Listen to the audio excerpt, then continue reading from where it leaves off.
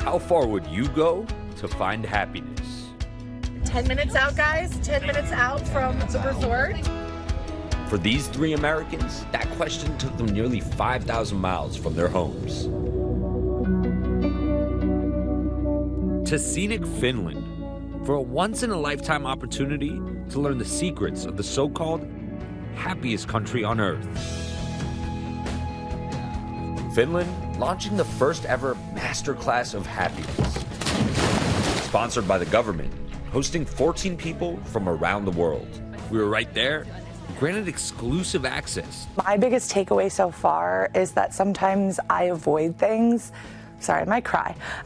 In the U.S., we're thinking about, like, how can I make a living? You're too tired to think about, like, how happy I feel. Finland really is the happiest country in the world. Maybe we should all listen a little bit more closely to what they are saying. Finland was crowned the happiest country on earth by the World Happiness Report. In comparison, the United States ranks 15th. Experts say Finland's robust safety net, like free healthcare and free and low-cost childcare, play a major role in promoting happiness, but there's another key difference in America. Success is defined as more. And that is making a lot of people actually quite miserable because there's this sense of, I will never have enough, earn enough, more fundamentally, be enough. That is not Finland. Embracing its reputation. Did you hear? Finland is organizing a masterclass on happiness. In Finland, in person. Finland announced a worldwide contest, whipping the internet into a frenzy, like something out of Willy Wonka and the Chocolate Factory. I got a golden ticket. 150,000 people from almost every country in the world applying for their chance at a golden ticket. Only 14 winners were selected, including 3 from right here in the US. Okay, you guys, I just found out I'm going to Finland. Mickey Pondel says his pursuit of happiness once led him to hard partying and down a path of addiction. Now in long-term recovery, he sees Finland as a way to redefine his happiness. Yeah. Have you started packing at all? No, absolutely not. Orlando Dobbin is an elementary school counselor from North Carolina. Orlando says happiness is something that has often fallen to the bottom of his priority list. At one time, struggling with a personal crisis. Last year was a really low time. There were times where I called suicide hotlines to get support. It's gotten pretty tough. He credits therapy and medication to getting him to a better place. Now he wants to help his students find their happiness. Anna O'Brien is a content creator from Austin. Oh, I'm too much? How about now? A self-proclaimed confidence queen, championing all things body positivity with more than 10 million social media followers. But she has also opened up about her struggles. Part of the reason I am overweight is because of the drama in my life and because of the ways I coped with it.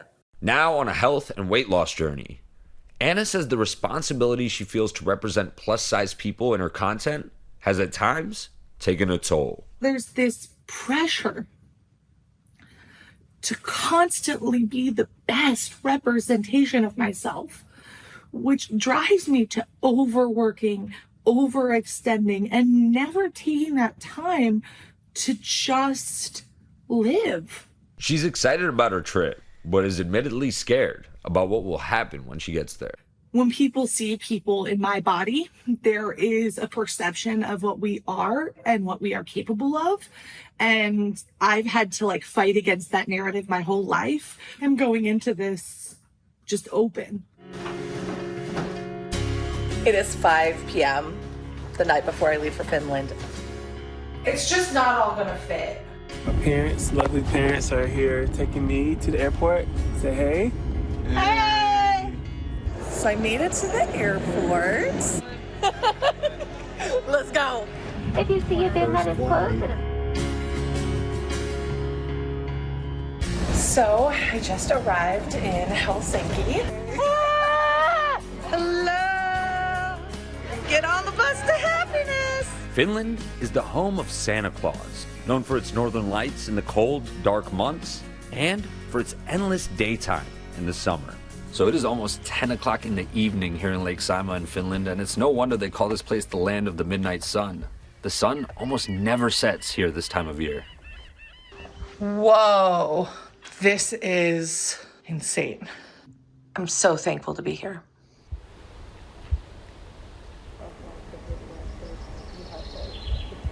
Today is day one. Today's theme is nature. So we're gonna be outside. So excited for it.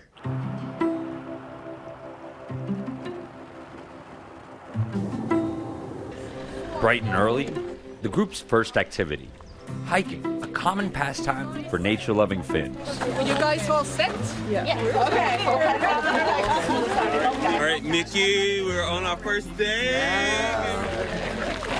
Yeah, we just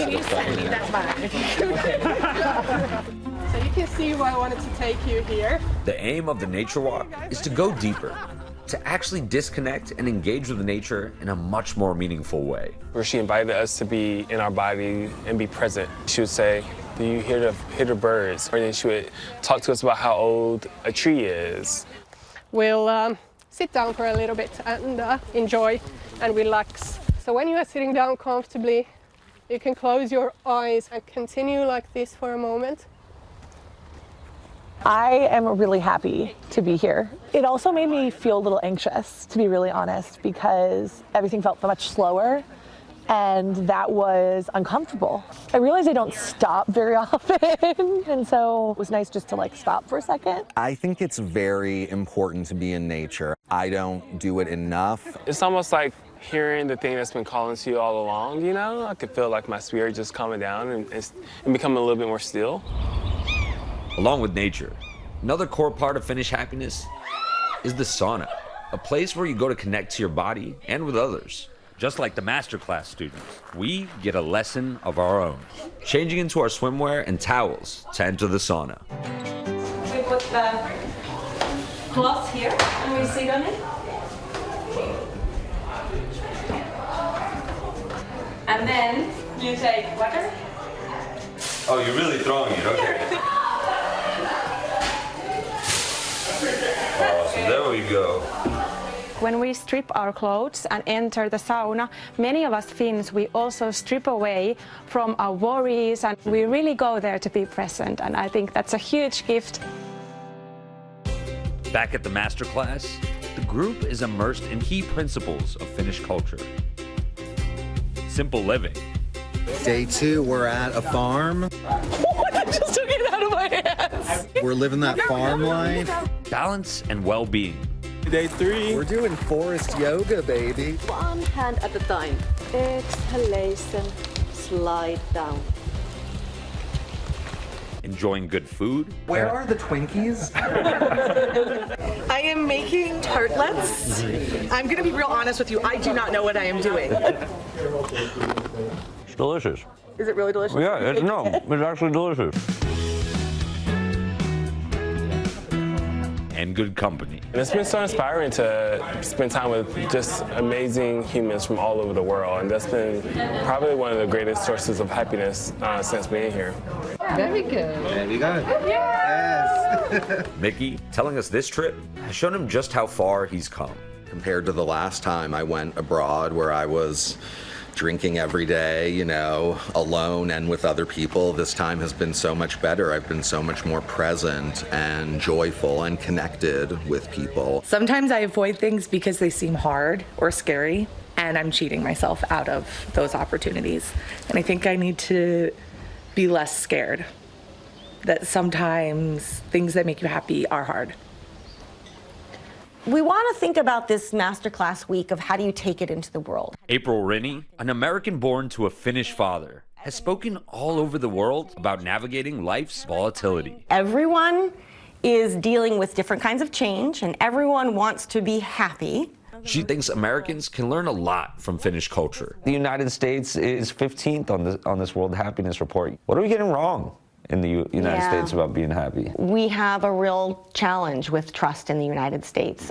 For many people, the hardest person to trust is themselves, or if your default is mistrust, it makes it very hard to be happy, satisfied. I mean, it's a straight shot to fear and anxiety. What traits have you noticed are consistent in happy people? Happier people have a deep connection to gratitude. They express gratitude every day. Happiness is something that can be learned, but it has to be practiced. On the final morning of the masterclass, I catch up with the Americans one last time. How's the week been?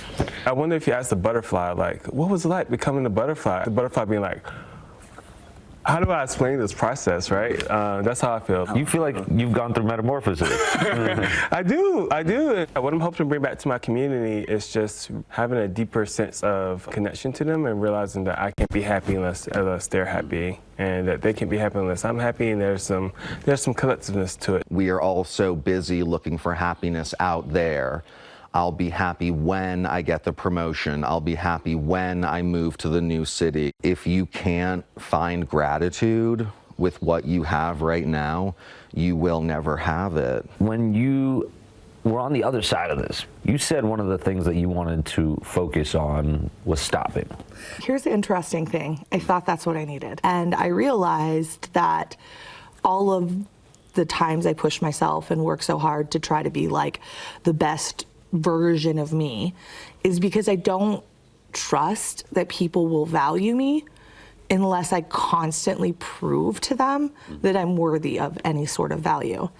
You feel like you're turning a new leaf? Yeah, but I don't know what's next, right? It's not like I walked away from this week with answers. It's more like I walked away from this week with some really difficult questions that I think will, in fact, change my life. 1, 2, 3. 3 lives changed, heading home with a new take on life. I went in Finland, man. And profound lessons. You're officially a Fin now! Still to come. And the first thing I did when I came back was like, screw that. I'm gonna do it.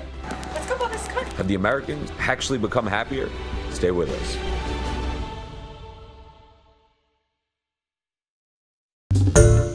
Hi everyone, George Stephanopoulos here. Thanks for checking out the ABC News YouTube channel. If you'd like to get more videos, show highlights, and watch live event coverage, click on the right over here to subscribe to our channel, and don't forget to download the ABC News app for breaking news alerts. Thanks for watching.